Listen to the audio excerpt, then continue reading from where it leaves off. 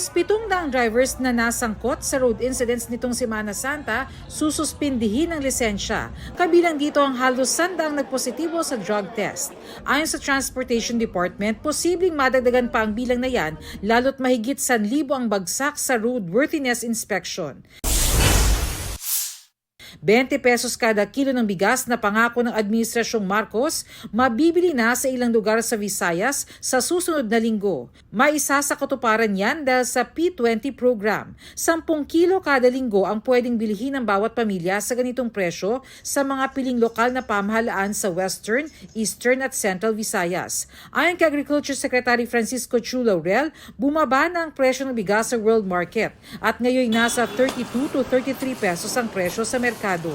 Ang diferensya sa presyo pupuna ng subsidy mula sa gobyerno.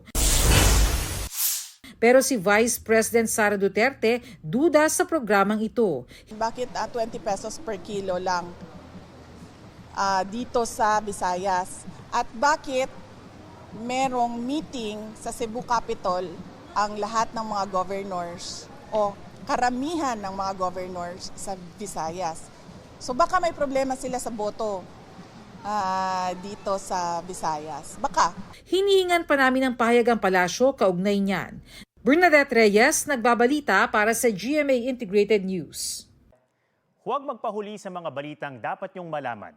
Mag-subscribe na sa GMA Integrated News sa YouTube.